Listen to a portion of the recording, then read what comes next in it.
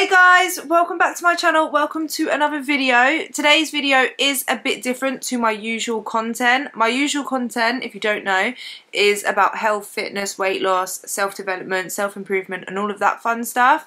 But today's video is a bit different because it is about my autism diagnosis, and I'm going to be sharing basically my symptoms of autism, like growing up, kind of what like that looked like for me, and then also into like teenagehood, adulthood, and then up until my diagnosis, because I wasn't diagnosed until I was 28, which was last year. So I'm late diagnosed autistic female. I know a lot of you guys are actually neurospicy. A lot of my subscribers are actually on the spectrum or neurodivergent. That's why I wanted to do today's video, because I do get a lot of messages from you guys, and it's nice to know when you're not alone, if that makes sense. I've got a lot of people here as well that are also questioning whether they are autistic or maybe got ADHD or something like that, and they just want to, you know, see my experience or hear my experience. Or even if you don't have autism or anything like that, it's interesting to know, and obviously I want to share that with you guys, and just for anyone wanting to hear more my experience, if that makes sense. That's why I'm doing today's video, because I have been asked to do it and talk about it, and I kind of put it off because my channel is based on weight loss and health and fitness, but I do think it can help some of you guys, and I do want to share with you guys. So if you enjoyed today's video, you find it helpful, useful, entertaining, informative in any way, I would really appreciate it if you left a like. Just click the bell button, click the thumbs up, and then also make sure you're subscribed and click the bell button so that you don't miss a video. If you don't know who I am and this is the first video of mine you're watching, hello, my name is Louise. I actually do videos on weight loss, like I said, because I lost 120 pounds. And I share videos about how to lose weight, how I lost weight, exercise, weight loss, health, fitness, self-development in general. So that's like what my channel is based on. But I am autistic as well. So, and I didn't actually find that out officially diagnosed until last year. I was actually assessed for autism on the 8th of November 2023. So that's when I was officially diagnosed, officially found out that yes, I am. It was confirmed that yes, I am autistic. So I'm going to go through kind of like the assessment process that I had to go through, and kind of what my report says, kind of like how I was diagnosed, what I scored and stuff, because I'm pretty sure there's like scores on there as well. So that'd be interesting to share that with you guys. And yeah, I'm going to just talk about, you know, like how I present autism, and then I'll go a little bit into like from what I can remember from being younger, if that makes sense. So that's what today's video is, guys. So you guys, when you see my videos, a lot of people are like, there's no way you could be socially awkward or find social situations stressful or anything, but it's me talking to you guys like on a screen. This is where I feel like I could be 100% myself. I have always struggled, even I find it a lot easier now. I don't find it easier. I feel like I find it easier to kind of mask, if that makes sense. And I don't mean mask as in like I'm pretending, but like it's like I can force myself and know how to behave in social situations sometimes. Sometimes I don't, or I don't have the capacity or the energy to. So like I find it a lot harder, but I am able to kind of do that in social situations for a short period of time, and then I get burnt out and I just can't. I physically can't do it anymore, and then it just like wipes me out for a long time. Like I feel physically and mentally drained.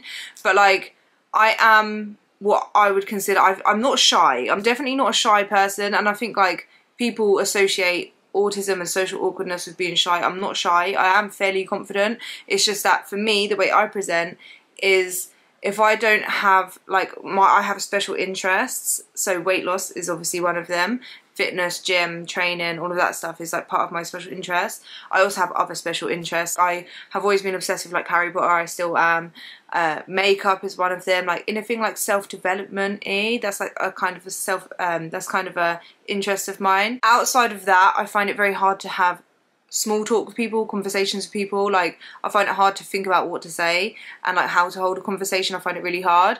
So that's like how I present like socially, and I find it so much easier to have one-to-one conversations with people than in a group. If it's a group of people and everyone's talking over each other, I find it very hard. Like I don't really have the social cues, because I always end up talking over people, so then I don't talk because I don't know when it's my turn to talk. Things like that. So that's like my social thing. Obviously, loads of people talking at once, it gets really overwhelming.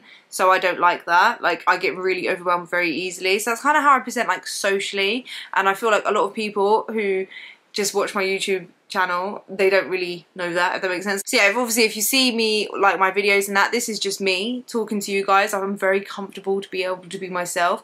I don't have to worry about what you guys like, the back and forth, if that makes sense. When it's a back and forth conversation in social situations, especially with more than one person or someone that I don't have a common interest with, I really struggle. So that's like part of like my autism. Like I do find social situations with multiple people mostly really, really difficult, and I will either come across as someone that talks too much, or I won't be able to like hold the conversation, if that makes sense. And then I just feel like it gets awkward for everyone. We're all awkward. I can feel it as well. Like I feel like people think that autistic people don't pick up on certain things, but I feel like I'm actually hypersensitive to it. So if something feels off or awkward, I'm really sensitive to it. Yeah, and I feel like maybe that's just from like having to be more kind of like aware of everything. Like you almost like have to, otherwise you don't understand what's going on. So yeah, that's like part of my autism. Another part of my autism, the way I present. Another part of my autism and like the way I present is I'm very like my sensory needs. So like I am very auditory sensitive. If there's too much noise going on at once, I get overstimulated, overwhelmed. It literally will shut off my brain. I can't think of anything else, and I just want to escape, if that makes sense. Like that's like, I just want the noise to stop. I will, if it's too much, I could sometimes like shout and be like turn it off or whatever, because I literally, it's almost painful how overwhelming it gets. I also like physical touch, so I don't like random people touching me, obviously, but like the tickling and stuff, like I love that. That's very calming for me. I also need routines, structure, rules. I need that to be able to function. If I don't, I get really bad anxiety and I won't be able to get anything done. Yeah, so I actually need routines.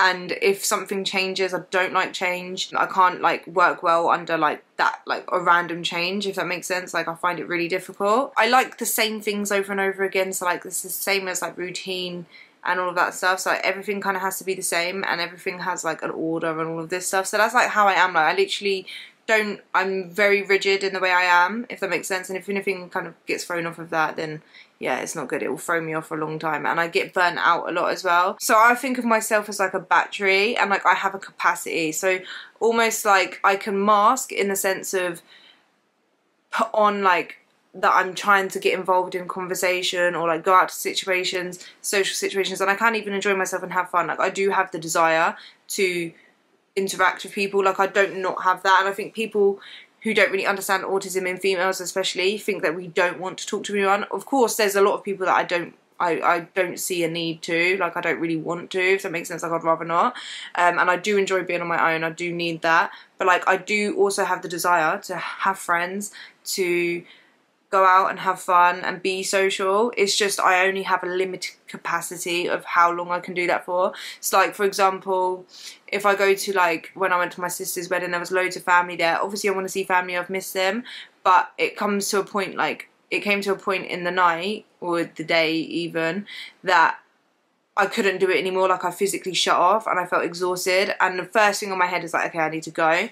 And it's not me being rude, it's just I can't physically push myself to, like I literally just, my mind goes blank and like I just can't think of what to say back. I get confused, and I noticed that day as well, like some things I didn't even drink, yeah, but some things I was saying, like it didn't really make sense. Like some of my words couldn't even come out properly. Like I can't physically, like it feels physically impossible to interact with people or be there. Everything, I get extra sensitive to noise, and like I just want to go. Yeah, so that's like all part of like my autism. Growing up, I've always felt different, and like I didn't get it, if that makes sense. Like I felt like everyone understood and knew what was going on every day and like what they're doing, and kind of like just knew how to like do life, if that makes sense. And I remember just feeling like I felt so stupid. Like I remember just always thinking like, what's going on? Like I don't understand, like why am I here? Like what are we doing? Like even when I was at school, like I remember just like I don't understand what I'm supposed to do, and I would just sit there and be quiet and like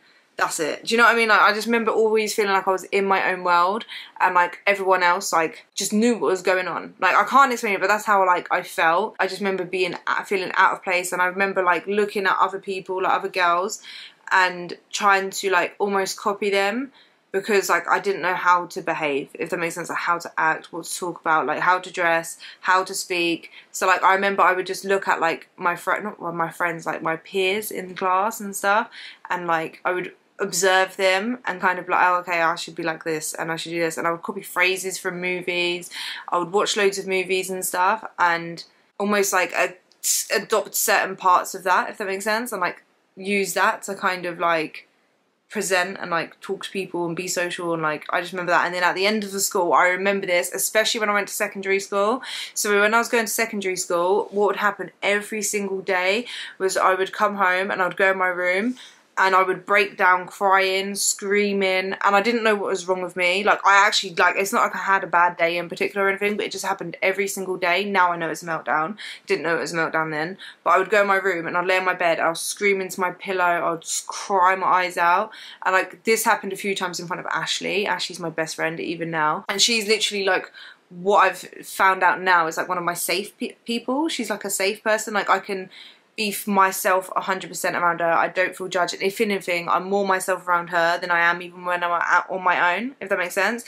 So like I would have these meltdowns in front of her and I'd be like, help me, and she'd be like, what's wrong? And I'm like, I don't know, help me. Like I just remember thinking like, help me, and I would say help me, and she was like, Louise, I can't help you if you don't tell me what's wrong. And I was like, I don't know. Like I just remember this feeling in my chest. This is another symptom I have. I didn't realise it's a symptom, but I'm learning now more. But like you are dissociated from your body and like your feelings, if that makes sense, like your emotions. Like you can't put a name on an emotion. I still find it difficult, but I'm obviously, you guys, I talk about emotional eating and sitting with your feelings and figuring out like how you're feeling, and that's because I actually genuinely need that, because like I'm dissociated a little bit. Like I can feel the feeling but I don't understand what that, I find it, apart from like happy, sad, but like other emotions, like I find it very difficult, or like where I feel certain things. So like they were asking me on the assessment, like, how do you feel happiness? Like, how do you know you're happy? And like, I don't know. Like I just was like, I don't know. Like, what do you mean? Like it didn't make sense to me. Like I'm dissociated in that way. And like even with like pain, hunger, all of fullness, like I'm quite dissociated from that. So like that's what I've been learning to do since obviously I started my journey and stuff, is kind of become more present in my body and actually try to realise like where those things are coming from, if that makes sense. I don't know if I'm explaining it properly, but that's like another part of my autism, is like I find it very difficult to feel full, to feel the actual physical hunger, to feel and associate certain emotions and like understand where they're coming from, why they've started and stuff. So I think that was the cause of like the meltdowns after school. It's like I'd be masking the whole day, forcing myself to be in this social situation. It was overwhelming, didn't really understand what was going on, and just, yeah, I just remember it wasn't the best. And then I would come home and it would just release all of that, and I didn't really understand what was going on. But that was like me growing up basically. Yeah. Before I get to the assessment, so I'll tell you guys how I got to the idea that okay, I'm maybe autistic. So basically, I'm sorry if this video is all over the place as well. I actually just wanted to sit down and have a, I'd like to do my videos where it's not so structured and planned to a T. I like to sit down and talk to you guys as if like you're literally here with me. So that's why I like to do my videos like this, but I don't want to miss anything, so I probably should have done at least bullet points or something. But sorry, I do apologise if it is a little bit over the place. But I obviously have always felt like that. Being a teenager, like I had like suffered with anxiety, even like into adulthood and stuff. So really bad anxiety, bouts of depression, bouts of periods of my life where I don't understand why I find certain things very difficult. So like even when I started to go to college and I started going to work, I found that after a couple of days of working, like I felt so exhausted that I just didn't even want to go work. Like I wasn't sick, and it wasn't me being lazy in the sense of like I just can't bother to go work today. It was like a physical dread that I just physically couldn't do it. It's like a dread feeling where like I was like, I just can't go in and do the whole social thing again where I have to speak to people, where I have to do this, and like I physically couldn't do it. So I'd end up calling in sick a lot. So like even with college, like not going to college and stuff because I felt burnt out. So I'd have periods where I'd be burnt out and I didn't go to work or I didn't go to college and stuff. Yeah, but I always just kind of beat myself up and be like, I don't know why I find it so difficult. And then obviously I had my first son, Caden, who eventually was diagnosed with autism when he was 2 years old.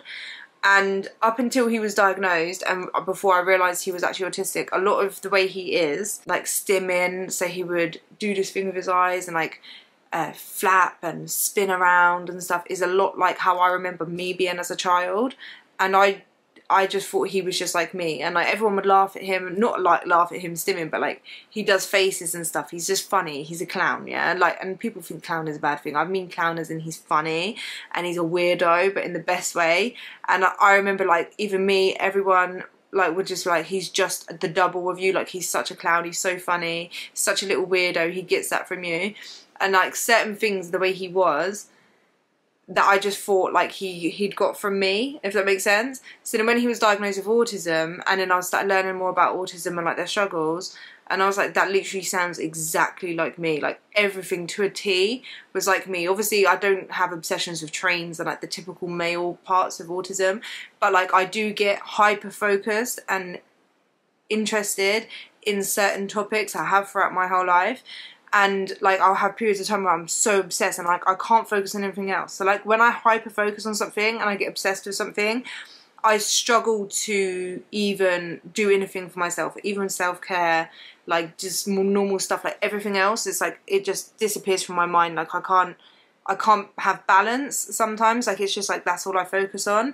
And that was like him as well. So like I started to then kind of question, after he was diagnosed with autism, I learned more about autism. I started looking into autism in females, and I was like, rah, I think I have autism. And I did a few like online tests and stuff, always came back very high score for autism. So I was like, okay. And then after a while, I was kind of like realising that, okay, I do think I'm autistic. So I went to the GP.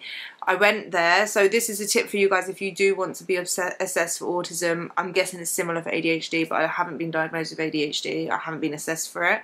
I don't understand why they do the assessment separately, because a lot of people that have autism also have ADHD. So I feel like they should do like a more wider kind of assessment where they can kind of pick up whether you have both. But yeah, so I haven't been assessed for ADHD. So this is a tip. So what I did was, when I went to the GP, before I even went there, because I do find social interactions hard, especially in situations like a doctor's surgery, just the whole environment puts me off. So I know I'd miss points.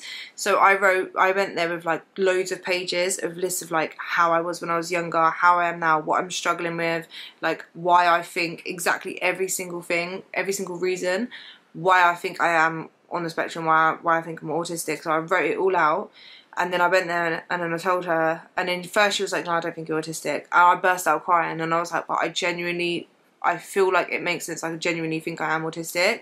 And then she, obviously these GPs, yeah, what you need to realise is they are not trained in what autism is. Like they have like their own biases and stereotypes. Like they're not the same as the people that see people that have autism every single day. Yeah, they don't understand. Not all GPs, obviously you might have a couple, but they're not fully trained in autism. Don't specialize in it. So so like when you do go, give them as much information. Treat them as if they don't know anything about autism. Like you tell them, okay, this is the symptoms I have, and it directly links to autism this way. Like, do you know what I mean? Like that's how I did it with the paper. So she scanned that through, so she photocopied it and added it to my referral, and then she referred me to the I'm trying to see what they're actually called. Referral to a highly specialist counselling psychologist, an assistant and so that's their names. I'm not going to say their names just because I don't know if I'm allowed to. And then an assistant psychologist. So they referred me to a psychologist, basically. I was referred in August 2019, and I didn't get my assessment until 8th of November. So that's a long time. I was like 4 years. So from 4 years from my referral, I didn't get an assessment, because of that's how long the waiting list is. This is on the NHS in the UK, just for those of you watching. But yeah, so that's how I did that. And then I remember they sent me some questionnaire, and they sent me something for my, like a couple of family members to fill in, and I know my mum filled one in about me. And then I had a phone call with them as well. I think they called my mum and spoke to my mum about how I was growing up, and like asked her a few questions. I don't really know exactly what questions were asked. I think it was like whether I needed therapy, which I needed speech and language therapy. Then they ended up sending me another letter basically telling me that my autism said like to book the assessment or something. I ended up kept putting off the assessment because I got to a point where obviously I'd lost weight. I was improving my confidence. Like I felt a lot more confident. My mental health was so much better, so I was less struggling with anxiety and depression, and I feel like with my confidence and stuff, I've been able to push myself more out of my comfort zone, and I feel like I've been able to be like more confident. So I don't know, I just remember thinking like maybe I'm not autistic, maybe it's a bit ADHD or something. And then like, I remember saying to Ashley, like, I don't think I'm going to do the assessment. She was like, why, Louise? I'm not lying, you definitely have problems. Because she's here with me all the time. She sees like if a motorbike goes past, I'm like, like I'm hypersensitive to sounds, especially like, and we're in the car, if the windows are open and we're driving fast, like it hurts my ears, like certain noises, and I like have to hold my ears. Obviously I stim a lot, so like my stimming is more like, this is part of my autism as well. I should have said this in the beginning. Part of like the way I stim is I would do this a lot. I tap on things. So like this is more like when I'm feeling a lot of emotion or I'm focusing on something. So I'll tap like this, or like I will hold my phone and I'm like this. I tap a lot. I tap my nose if I haven't got anything else to tap, or I tap here, my lips. I flick my lashes. So it's a lot of these kind of movements. You won't really tell. I do rock sometimes, not all the time. I notice in the gym or if I'm standing still, I'll rock. I don't really know why I do it. It feels calm. I feel like it just regulates my emotions. I play with my hair a lot, so I'll do this. This is more like when I feel like, I can't explain. How do I feel when I notice I play with my hair a lot more when I'm in a conversation with someone and I feel like I'm under pressure a little bit. I can't explain it. See what I mean? Like I'm very dissociated from like what the feeling. I find it hard to communicate how I feel as well. Like I find it very difficult to understand and then put into words. But it's more like in certain situations anyway. I don't even know. Do you know what I mean? But and then another way I stim is through singing. So I'll listen to the same song over and over again and I might sing it, or I'll watch the same movie over and over again, and then that way, that's just a way of me stimming because I kind of know what's going to happen. I find it quite satisfying. But yeah, she was basically telling me like, no, I definitely do think something's up and I think you've waited this long so you should go. So I ended up booking the assessment and then going to the assessment with the idea in my head that I remember thinking like, I know there's something, like I know I'm not normal. Yeah, like I know that, like I definitely know I'm not normal, but maybe it's not autism, or maybe like it's ADHD or something, yeah. But I'd rather just go get told that, just see what they say. So I just remember going there, like I didn't really worry about it that much. Like it threw off my routine a bit because I would normally go to the gym, so it threw off my routine. But like I was like, it will be worth it because I'll get it done. Cool. And I went to the assessment and it was 2 ladies there. It was so quiet. Like I just remember the room so it was like me sat here, a small table that was low down. I hate tables like that when you're on a higher chair. And then 2, they're both like here. They were fairly friendly, but I just remember like, they were friendly. They weren't not friendly, they were friendly. And then the room was like all white. And I remember there was like something on the wall behind them. And I felt really uncomfortable looking at them. Because of just, I can normally kind of, depending if it's one-to-one, I can kind of do a bit of eye contact, yeah, but in that situation I felt so uncomfortable.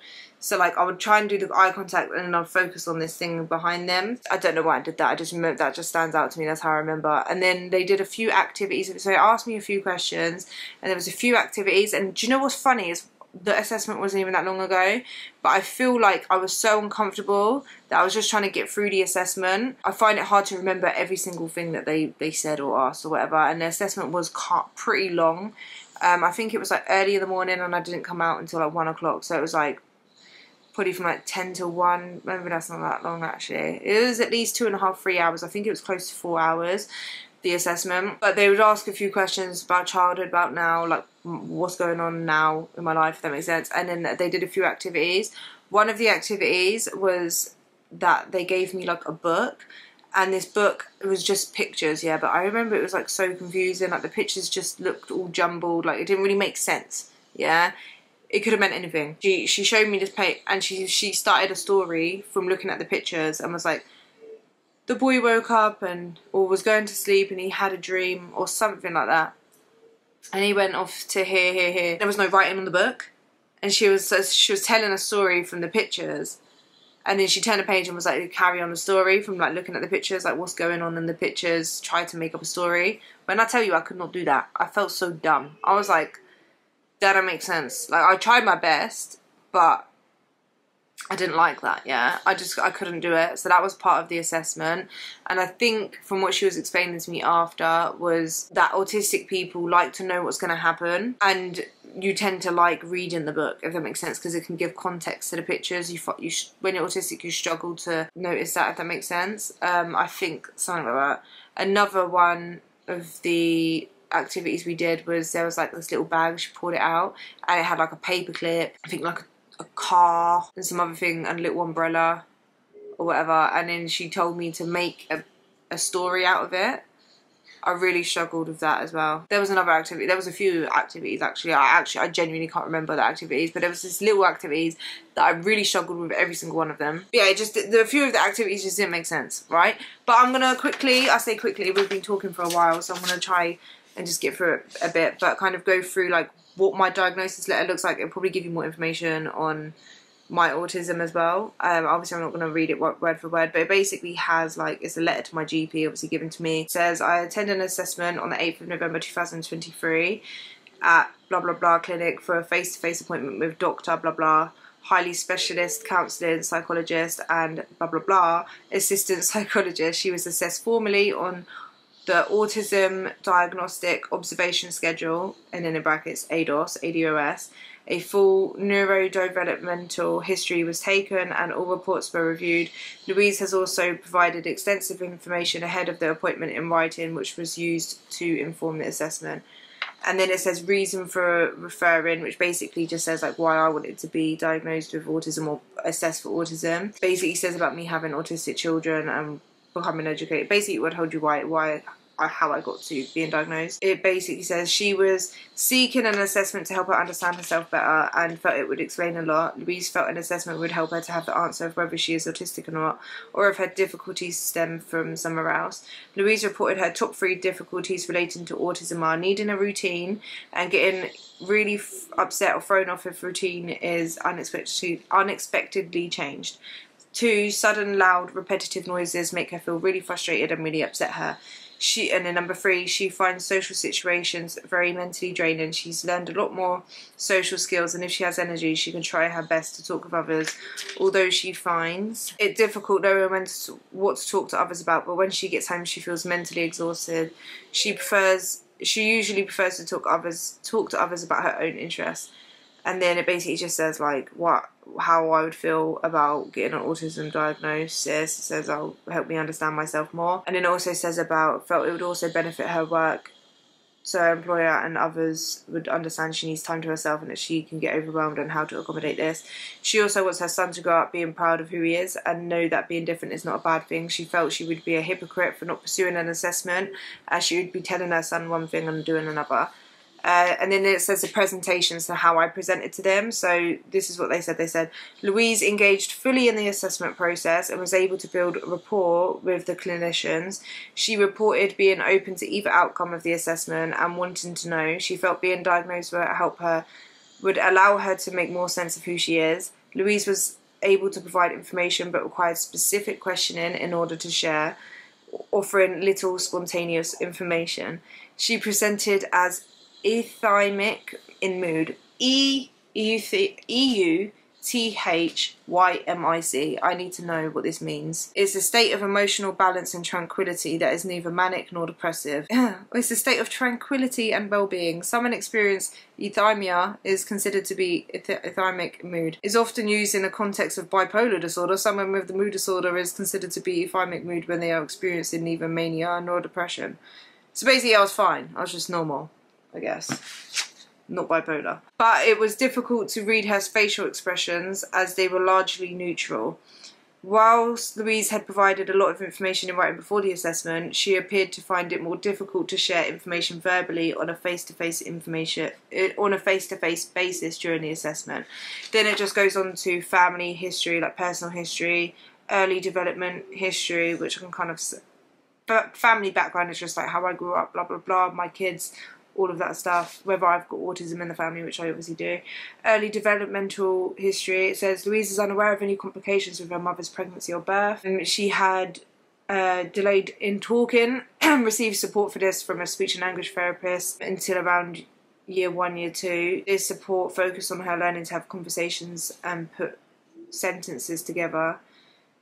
She cannot recall any other issues meeting her developmental milestones.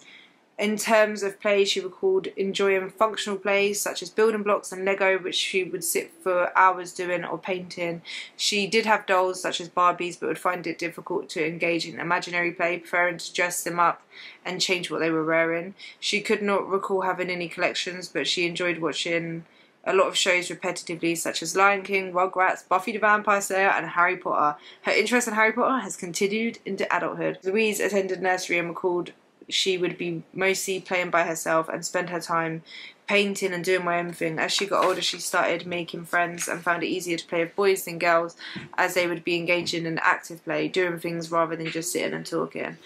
And then Louise also shared the following about herself as a child and teenager before the appointment in writing that was indicative of autism. She reported that she would avoid eye contact, would get upset with sounds such as very loud sounds, people eating, drinking or breathing. So the amount of times growing up here, my sister, I don't know why it was her, my sister would eat and I'd be like, be quiet, stop eating and breathing at the same time. Like, I remember all I could hear was and she's not even necessarily a loud eater, like she really wasn't, but I'm very sensitive to noises and sounds. I would get in trouble and shouted at all the time for being upset about it. But yeah, just if people eating near me, I'm not as bad now with it. But if I hear it, then I hyper focus on it. Repeated phrases from movies she was obsessed with. Did not pretend play with other children. Preferred to play alone. Did not respond well to changes in routine. After lunch one day at primary school, the teachers brought her into a different class. I'm smiling because I remember this day so much. Brought her into a different class and she screamed and cried the whole day and refused to join in no matter how much the teachers tried to comfort her to get her to join in. She reported that this was because she did not expect to change rooms and it felt very distressing to her as a result. So basically this one time, yeah, we must have been changing class. I obviously, like I said, didn't understand what was going on. Everyone understood what was going on. I didn't. One day I just remember going out to lunch and then coming back and I was in a whole new classroom, whole new teacher, random children, and I was like, I'm in the wrong classroom, my mum's not going to know where to pick me up, and I was crying and screaming the whole day. Turns out everyone knew that we were changing classes apart from me. At birthday parties or social situations, social occasions, she would sit by herself and not be able to join in with any of the other children. People viewed her as moody or grumpy. Had obsessive interests such as obsessions with TV shows, movies, different ones at different ages, but would watch the same one over and over, and it was all she could do and think about and talk about. Repetitive behaviours such as watching the same film over and over and rewinding parts of it and playing it over and over. Did not understand other people's emotions. Taking everything literally, and phrases like "it's raining cats and dogs" would confuse her because she would take it literally. Louise's mother, and then this is my mum's name, completed the relatives questionnaire, which was highly indicative of autism, see below. Then it basically just says social initiation and response, did not enjoy joining playing games with other children easily, did not come up spontaneously for a chat, was not important to fit in with the peer group, tended to take things literally, did not find it easy to interact with other children, could not keep a two-way conversation going, did not often bring parents things they were interested in to show them, did not enjoy joking around, had difficulty understanding the rules of polite behaviour, was not good at turn-taking in conversation, often said and did things that were tactless or socially inappropriate. Social behaviour was very one-sided and always on their terms. Sometimes lost the listener due to not explaining what they were talking about, did not care how they were perceived by the rest of the group, often turned conversation to their favourite subject rather than following what the other person wanted to talk about. Nonverbal, did not make normal eye contact. Restrictive repetitive behaviours, appeared to notice unusual details that others missed. I don't want to read this all word for word, to be fair. Liked to do things over and over again in the same way all the time. Had an interest that took up so much time they did little else. Had an unusual memory for details. Did not play imaginatively with other children or engage in role play. Preferred numbers or lists of facts to imaginative activities. Tried to impose routines on themselves or others in such a way that it caused problems. Other, did not enjoy sports, which is funny because I've loved training and exercise now. Did not have the same interests as peers. Teachers or health visitors were expressed concerns about their development, speech. Parents were concerned about their development. So my mum also reported the following that was indicative of autism. So my mum was concerned about my behaviour because of the age of 5 or 6 years old. She was getting in trouble with things that she did seemingly understood but did not, because then there would be something else that she did that was not right or correct. Found it hard to maintain eye contact with Louise, noticeable from a young age to now as an adult. Hard to maintain a conversation with Louise as other things appear to distract her and take her away from the conversation. I find it is me who had to recollect what was last said, otherwise the conversation would not continue. Louise does not realise she is like this in conversations. Concerns were if she would be socially accepted and would potential friends regard Louise as being rude or not. Does not mean to be this way. And then it basically talks about my education, my transition. I'm not going to go through all of that. Basically says about my, like, how I was at school, but I told you guys, like, having a meltdown after school, masking, quiet, repetitive behaviour. Eye contact was kind of difficult, but I learned how to kind of, like, push myself to do that or look at the forehead or the nose. Work history basically goes through, like, my work history and how I struggled at work with, like, relationships at work and stuff, which I did every time I was like, yeah, I found it very difficult to have that relationship with people, if that makes sense. Goes on relationship history, mental health history, so it talks about me having stress and anxiety. Reported she finds it difficult to know what emotion she is feeling, so she is currently using mindfulness exercises and podcasts to be more present and learning about them in order to communicate her emotions better and regulate them. Test results. This is the fun bit. So I don't know, I'll show you guys here. So these are the test results, just to show you guys. I'll read it to you. But basically, so according to the Autism Spectrum Quotient, AQ, I got a score of 49, and the interpretation is 32 or more is suggestive of autism. Cambridge, and then according to the Cambridge Behavioural Scale, the EQ, I scored 7, and interpretation is 30 or less is suggestive of autism. And then relative questionnaire, RQ, the score was 24, and then the interpretation is 15 or more is suggestive of autism. Autism Diagnostic Observation Schedule 2nd edition, ADOS 2, I scored 14, and then the interpretation is 8 or more is suggestive of autism. So very autistic over here. I'll just tell you guys what their observation of me was, because I've kind of given you guys what I think, but this is I'll just give you their direct observation. So from direct observation, it says about my social initiation and response. This is what it says, yeah? So it says Louise was a largely passive communicator and did not tend to initiate in conversation or share information without direct prompting. Louise was able to respond to questions appropriately, but did not extend on her responses, so it was difficult to keep the conversation flowing. Conversation did not feel reciprocal. Social overtures were unusual in nature. She was able to ask for clarification about tasks she did not understand. Louise missed some opportunities to ask the clinician questions. When she did ask questions, there was often a delay in this. Struggled to create a narrative from the book. Non-verbal communication criteria met, yes. During the assessment, eye contact was not sustained. From self-report, Louise finds eye contact very invasive and it makes her feel very anxious. She finds if she has to make eye contact, her mind will go blank and she will stutter and lose what she was saying.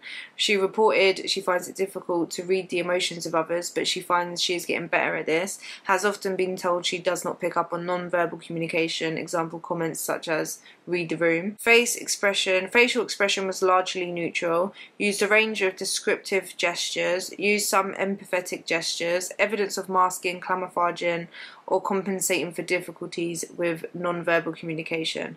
Relationships/friendships criteria met, yes. So it says, reported she cannot build new friendships or relationships, has a friend she has been close to since childhood, and previously a partner she met in childhood, but reported these are only people apart from siblings she has a close relationship with. Reported she does not particularly feel lonely. Don't need loads of people, do you know what I mean? Emotional understanding. Did not spontaneously comment on emotions during conversation, but with prompting was able to label some emotions based on characters in a book or identify possible thought processes. Struggles to identify emotions in self. Triggers for emotional reactions are highly consistent with autism, such as feeling anxious about change or new environments. Social insight is able to identify social irritations in others. Demonstrates some understanding of rules or for social behaviour. Showed some insight into her current relationships and her role in relationships. Atypical movements in speech. Criteria met, yes. Reported that she used to make a lot of unusual noises, such as clicking in her throat. I forgot to tell you guys this. I used to do this like that. I used to do that a lot. I used to bug people. I got told off, so I had to stop doing it. She had previously been unaware if she was doing this and tried to stop herself, so no longer does this anymore. She sometimes stims by rocking, moving her hands from music from adverts comes on, hums, can become fascinated by bright colours and shiny things, flicking her fingers.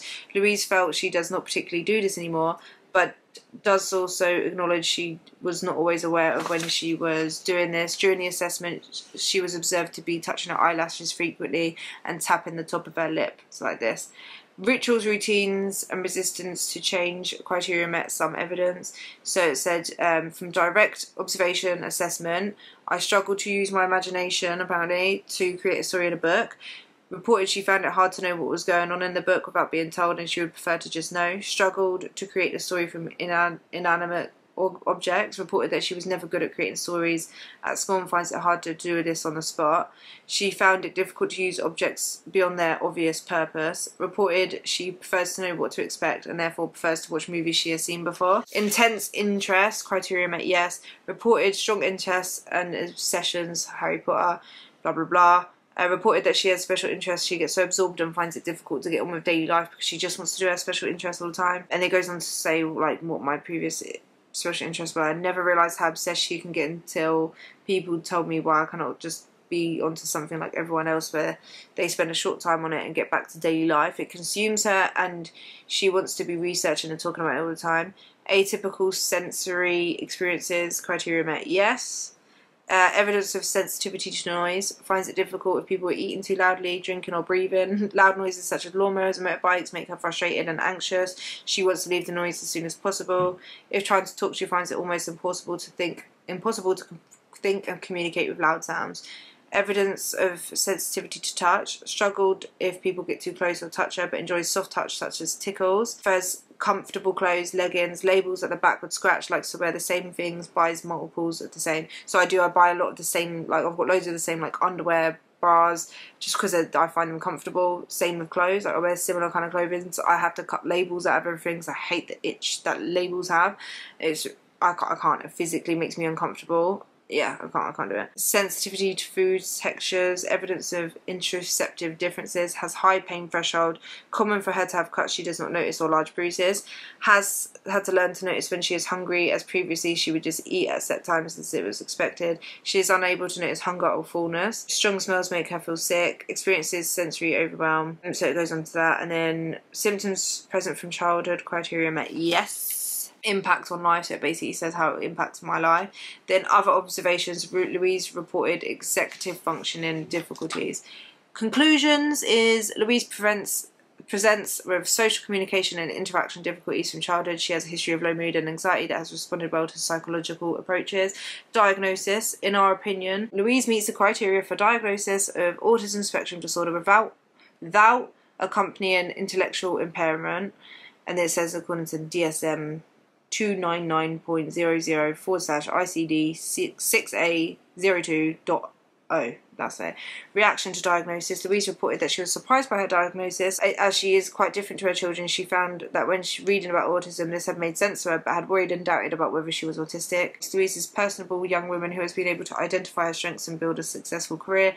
She is able to throw herself into the topic and learn a lot about areas of interest such as diet, fitness and well-being. And then it basically just has a list of all like the help and stuff, which is not that much. And a big question I've been asked is, has getting an autism diagnosis changed anything, or like is it worth it? I definitely think it was worth it, because now I know it hasn't really changed anything in the sense of like I'm still the same person and like nothing else has changed, but I'm able to kind of understand it a lot more. And because I have the diagnosis, I almost don't feel like before I kind of was like, I think I'm autistic, and then you get a lot of people that are like, no you're not, and then you kind of believe it because you've not got that confirmation, whereas I've got the confirmation. So I'm like, no, I know I'm autistic, I just know there's some people that are uneducated and don't understand autism. So like it helps me to explain it more because I understand autism, so I can kind of like, well, this is why I don't like something. It helps me communicate that to other people as well, and then understand it myself and like understand why I get burnt out and kind of allow myself to be more myself, because I would never tell my kids to mask, if that makes sense. So like I would never tell them to like burn themselves out just to make other people comfortable or happy. Do you know what I mean? So like I will, since I've got my diagnosis, I try and apply that as much as possible to myself. Obviously there's certain situations where I kind of have to force myself, but like, and then I get burnt out anyway. Like right now I feel like I'm going for a bit of a burnout, but we move. But if you have any questions about autism or about my autism, then please leave them in the comments down below. I think we need to spread more awareness about autism in females, especially autism in general, but autism in adults, because we all think about autism in children and like how they present, like what their symptoms are, but autistic children grow up to be autistic adults, and I feel like adults are so neglected. It's like you just expect them to grow up and then like grow out of their autism. It doesn't happen like that, right? There's autistic adults walking about, and not everyone with autism presents the same, especially in females. It's so underdiagnosed, and now we're getting a lot more knowledge about it and we're able to spot it and diagnose it. So a lot of female adults are being diagnosed with autism, and then people just think it's like a trend. It's not. It's just loads of people have gone through their whole life struggling, not getting any help, and then now are being diagnosed, if that makes sense. So yeah, that's what today's video is, guys. I hope you enjoyed it. Please leave me a comment down below. Yeah, sorry, kids are off for half term, so they are here. But yeah, I hope you guys enjoyed today's video. I'll see you guys in the next one.